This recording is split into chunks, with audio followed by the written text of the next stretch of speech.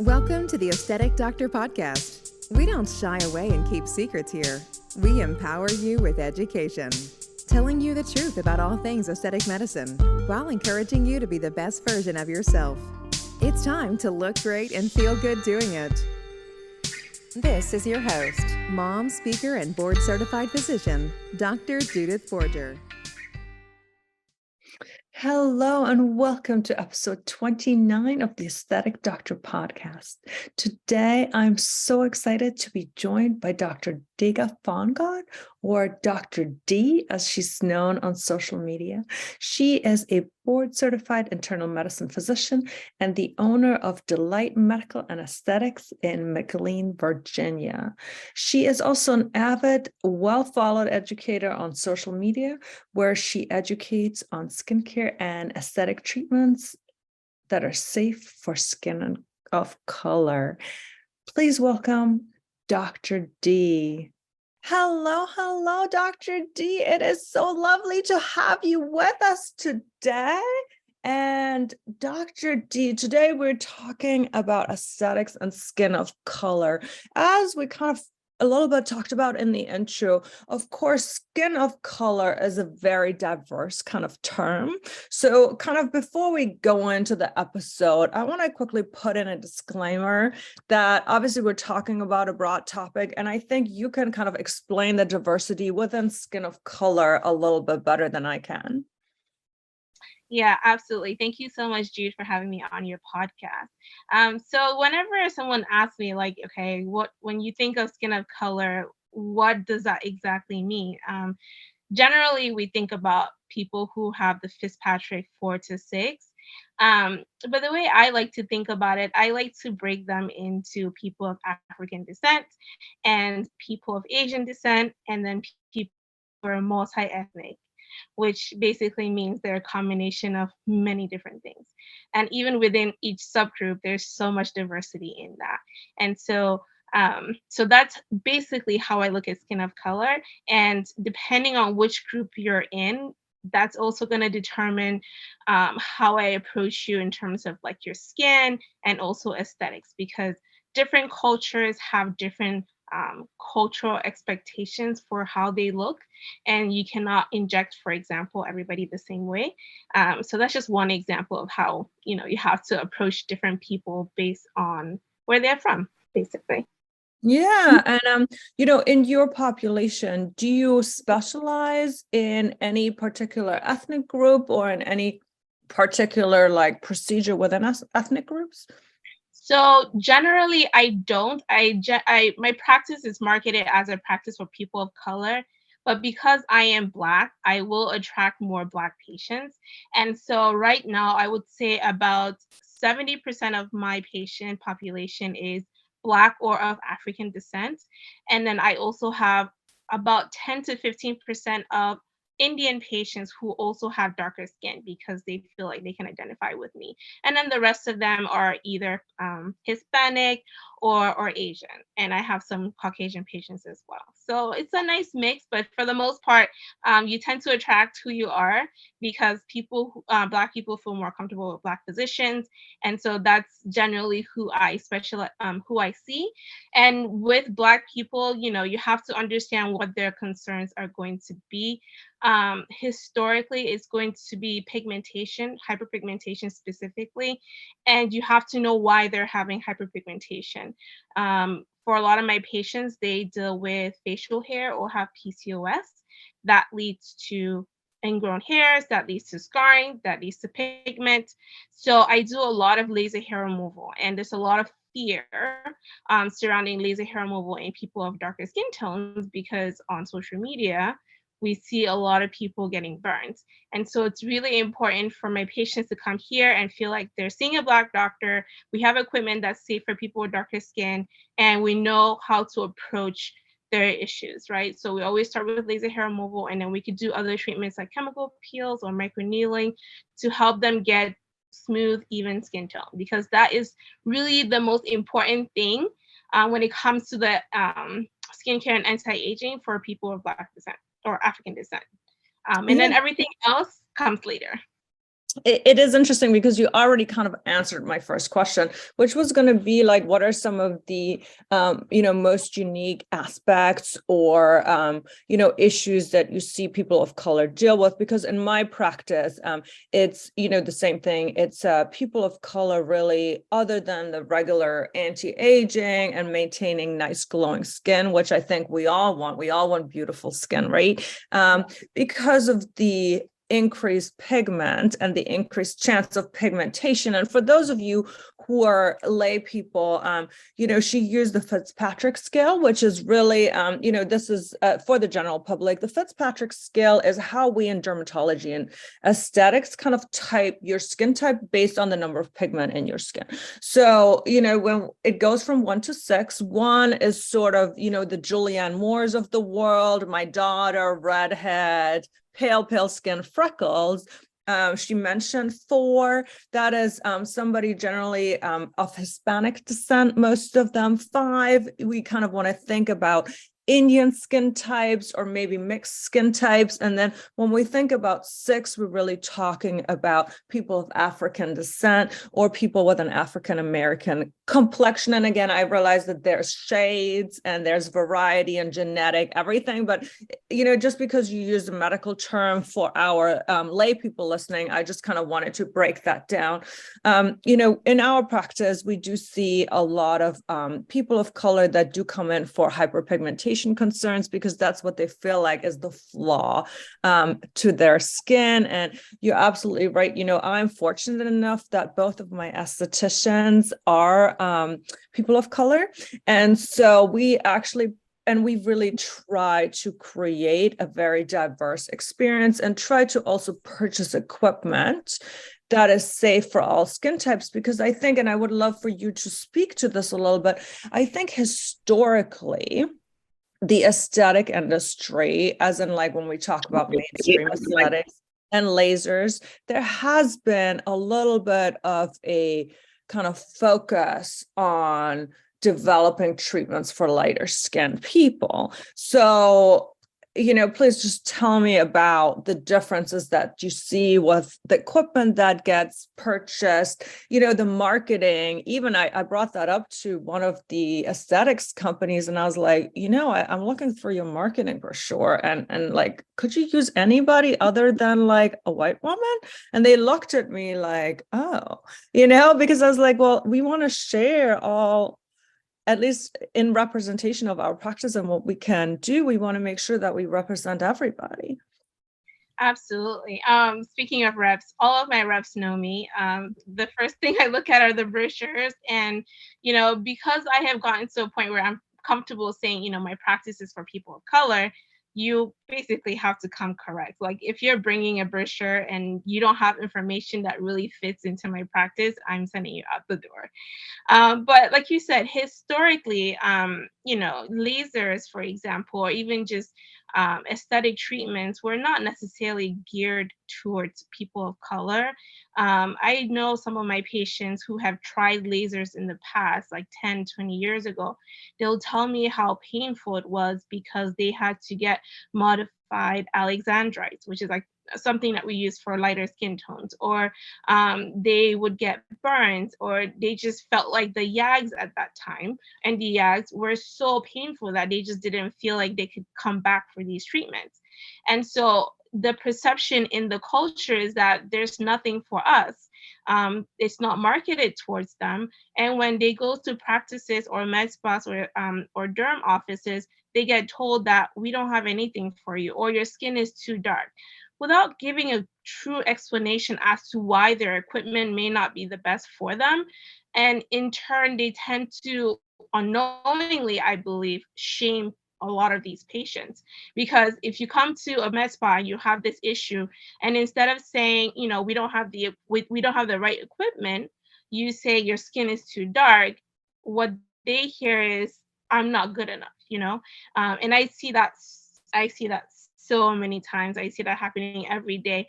But I think that slowly the industry is moving towards adding or being more inclusive. I think that they have realized that there's a gap in the market.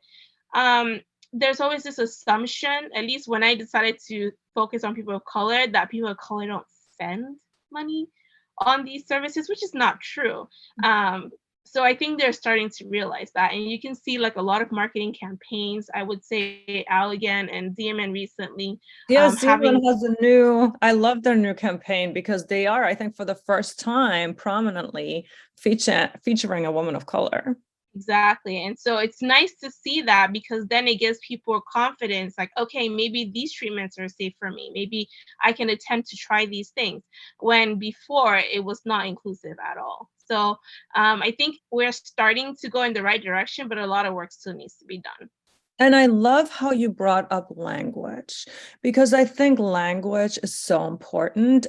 For example, because hyperpigmentation is such an issue, and I do think, like you've already mentioned, hyperpigmentation is one of the most pressing issues that might land African American women into your office. A lot of people see, let's say, IPLs taking away brown spots in our before and afters in, let's say, lighter skinned people. And so a lot of times, they come into our office and say, I want an IPL. Of course, IPLs are not safe for higher Fitzpatricks or darker skinned people, but we do have other options. So the language, like you said, is not to say, well, you can't have this treatment, but to say, due to the risk of actually causing more hyperpigmentation, this is not the right laser for you. However, we have the Tixel, we have the Frax, we have these peels, and those are specifically formulated and much better for your skin and are not going to make you hyperpigment. So, we can still address your issues, or we can still attempt to address your issue. It's just that this is not the tool for your skin tone based on the risk of hyperpigmentation, because the last thing we'd want to do is cause more hyperpigmentation versus sort of, blaming the patient. So I think if anybody's listening who's a practitioner, language is so important. Yeah. So, if, let's say, somebody listening is somebody of, darker skin tone that might have not felt comfortable going into the med spa down the road, and they're considering getting treatments done for, whether that is some Botox, some microneedling, some laser hair removal, everything. And they're really kind of evaluating all the med spas in their town. What do you think should they look for to try to find the best medical spa for them, or the best medical aesthetics practice? This is a difficult question. But I think the way I ask my patients this all the time, like, how did you find me? And just to understand their thought process as to how they finally land on my doorsteps. And usually they look at the marketing, they look at social media to see if there's any representation. So for example, if you have before and afters of a diverse group of people, then they feel a little bit more comfortable. If you have staff that is diverse, then they feel a little bit more comfortable, because even if the owner is not necessarily Black, they feel like there's somebody there that they can talk to who can understand their situation. And so also on the website, like my website, I make sure that all the pictures, well, for the most part, are either people who are Black or Asian or Hispanic, and because those are the people that I'm trying to work with. So it's really important that in your outside marketing, content marketing, you make sure you put people who represent them, and that's a good place to start. And I think the other thing that you can do as a practitioner is to, when you're doing educational topics on social media, to also include topics that are specific to people of color, because again, everyone's listening for what their issue is, right? So if you're talking about fillers, well, maybe that's not necessarily what they're looking for, right? But you need to talk about pigment, you need to talk about mid-phase volume loss, and explain that this is something that's very specific to people of African descent, for example. Or you need to talk about scarring and the concern about keloids, because this is something that people who have African descent are looking for. So you need to also diversify your marketing and your content that you as a practitioner are talking about on social media. And I think in doing that, that builds trust, and that will lead more people to come to you. Okay, so that advice is actually for both the practitioner and the patient, because if they don't see that you care about them, they will not come to you. But if they see that you care and you have a genuine interest in their concerns, they will come to you. It's really that simple. Yeah, and I definitely know that we could absolutely, as a practice and as a practitioner, we could do better in being more diverse in our representation on social media and on websites. Absolutely. So thank you for the reminder. In terms of clinical pearls for people of color, like what clinical pearls do you have? And this is really geared both for practitioners and for patients. What are some of the myths that you see out there? What are some of the things that you would really want everybody to know having this platform of exposure right now? So, I mean, there's so many things we could talk about. I will hit three major things. I want to talk about the concern about facial hair and how that leads to acne, hyperpigmentation, and how that leads to scarring. So, most of the time, patients don't really understand that the hair on their face is the biggest problem and what's triggering the scarring and the pigment. And so you'll find that they'll go to other places and they try to get chemical peels and they try to get microneedling, and they're not treating the underlying issue. And so when someone comes in and they're having hyperpigmentation, usually there's two things you have to think about. You have to think about hair, or you have to think about acne.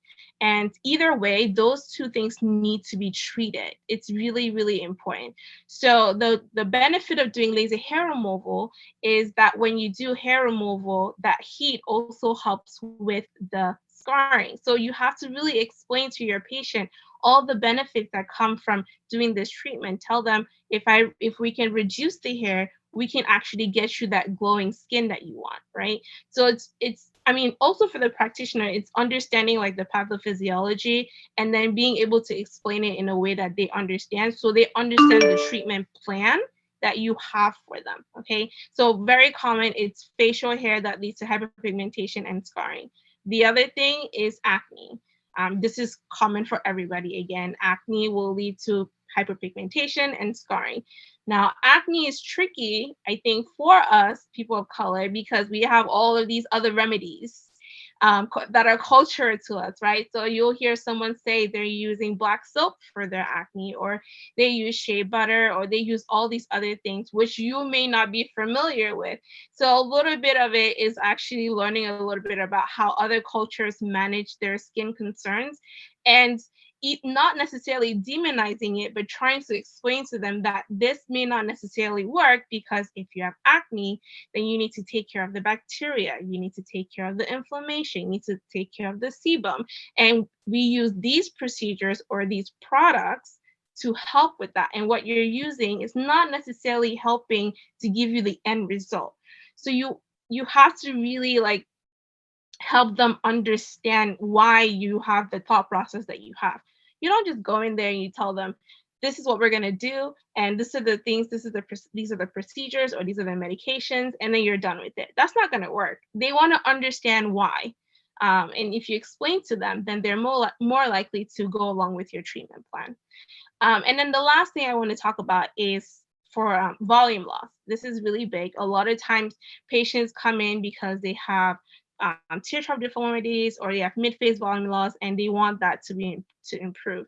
And that's very common in people of African descent. And they'll look at themselves, they don't really know what's going on, but they know something's off.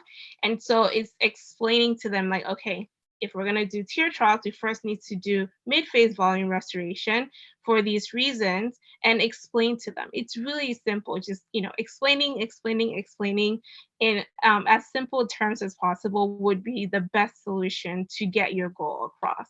So those are the three major things that I think people of color really come in for, and we'd want some for practitioners to really think about focusing on. The other thing that I want to quickly address is the myth about sunscreen. Sometimes, especially with hyperpigmentation, we obviously know that heat and sun of course, like you said, we see a lot of that chin hyperpigmentation where people have plugged or shaved or waxed. And I absolutely agree. You know, we do a lot of that recommendation of, hey, this scarring and this darkness, we got to get the hair gone first, because as long as you have those hair follicles and you keep plugging them or waxing them, like this pigment is going to be there, right? But the other myth that I see a lot is that, you know, we know that sun exposure, UVA and UVB, and you know, heat do also contribute to hyperpigmentation. And so one of the myths that I kind of see a little bit in the darker skin population is, well, because I don't burn, I don't need sun protection. But of course, we know skin cancer is ubiquitous in all population. They cause premature signs of aging and loss of elasticity. And again, sun exposure will make your hyperpigmentation worse. And, you know, it's actually really interesting talking about sunscreen.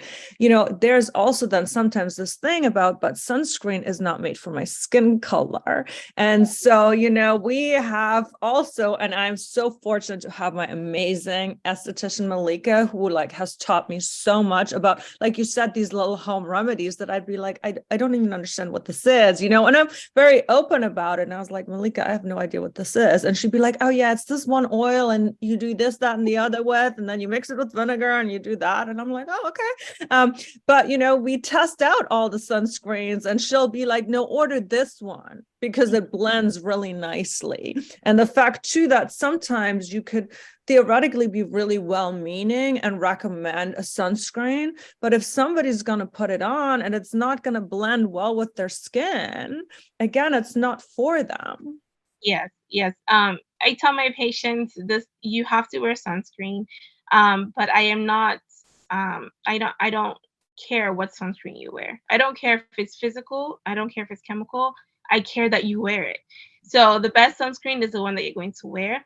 And a lot of times, I tell my patient that if you have inflammation, the chances of hyperpigmentation is very high. And UV rays will cause inflammation. And if you have inflammation already because you have acne or you have an ingrown hair and you add the sunlight to that, that's going to make it worse.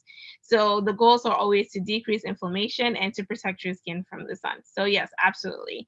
But you're right. I had recently had a patient come in and I talked to her about sunscreen, and she was like, I make my own sunscreen at home. And I was like, oh, okay, that's interesting. She's like, I know, I just mix up my oils and everything and I put zinc oxide. I'm like, great. So what SPF is, like, what is the SPF of that? And she was like, I don't know. And I was like, all right, well, it's kind of important to know. I mean, yes, we do have some built-in protection with our melanated skin, but it's not enough to protect us from hyperpigmentation. And so you educate them a little bit more and they're like, oh, you know what, maybe I should get something that has SPF 30, and that way I know that I'm protecting my skin properly. So yeah, sunscreen is a struggle, because a lot of times, again, depending on how the education is put out there, someone will be worried about a chemical sunscreen because they don't want to have chemicals in their body, right? And they're trying to be as healthy as possible, and to them, chemical sunscreen can be unhealthy. And it's a struggle. I won't lie. It's still a struggle to get everybody on board. But I tell my patients, if you're doing procedures, that's a non-negotiable. So Yeah. at least in my office, that's how it goes. Yeah, no, I mean, we absolutely try. I just thinking about like myths with skin of color. I feel like sunscreen is one that I hear quite a bit, that it's not, you know, if you're not white, you don't need sunscreen because you're not going to burn. Yeah. And so we do burn. yes.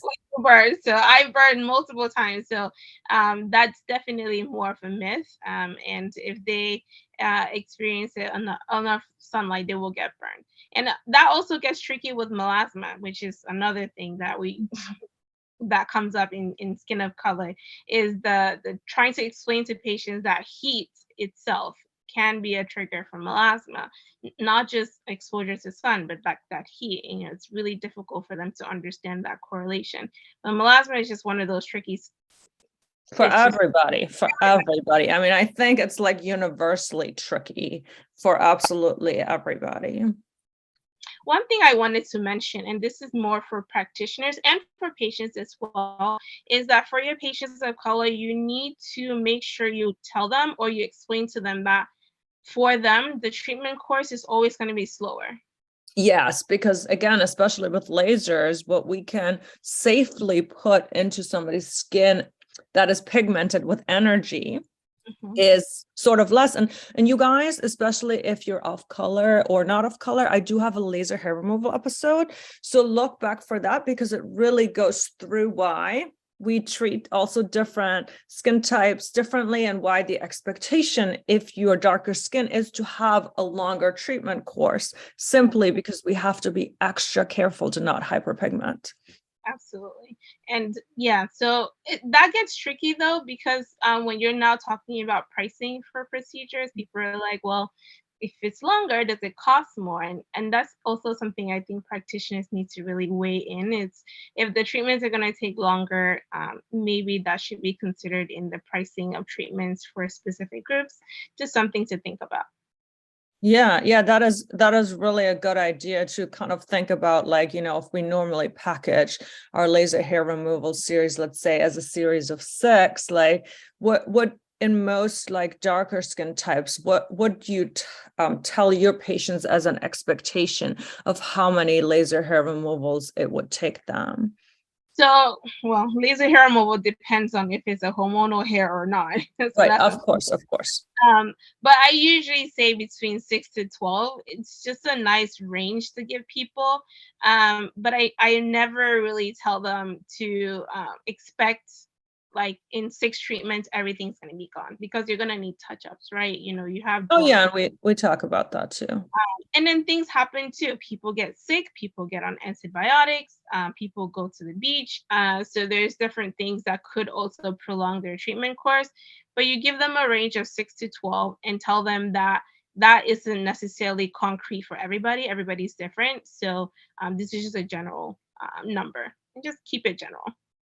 Awesome. Well, I love that. And thank you so much, especially for, sharing your pearls, really also being open and, to have this conversation, because I think it's such an important conversation to have, because I would love for this industry to just be as inclusive as it can be, and also to represent the population that we serve, right?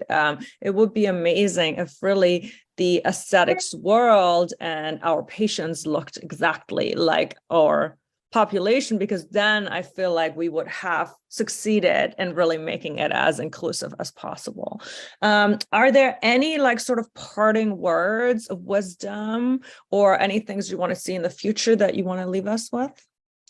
Well, I think I think the most important thing and this is more towards aesthetic practitioners, in the next 20 years, half of the population will be skin of color. And so it's extremely, extremely important to make sure that you start to become more inclusive, if you want your business to grow, honestly. And also for the aesthetic industry, I would, like you said, I would love to see a little bit more representation, because generally for people of color, we have this big fear of the medical industry in general, because we've gone through a lot, right? And so people, they need to keep that in mind and start to work towards forming that trust. And that really requires them to be more inclusive and to, like you said, be inclusive of people of color, so that we can all grow. People of color can get the look, the confidence that they want, and the businesses can also grow. And if you do that, then I think everybody wins. I love that. I think those are great parting words. Now, as always, you have a huge social media presence. So we are going to, of course, link all your stuff in the show notes. But why don't you quickly, for those people who are listening and maybe not reading, tell us all the ways to find you? So the easiest way to find me is on Instagram. You can just slide into my DMs. I answer my DMs. My handle is Dr. DMD. It's the same for TikTok, which is where I'm more and active. Just to kind of quickly spell that out, it's DR and then DEE, people. It's not like doctor spelled out and not the letter D. It's DRDEE. Yes, DRDEEMD. It's my handle for TikTok, Instagram, and YouTube. And my business website is delightmdaesthetics.com. That is wonderful. Again, thank you so much for coming on to have this important and insightful conversation. And thank you, everybody, for listening. We will see you at the next episode. Have a wonderful day.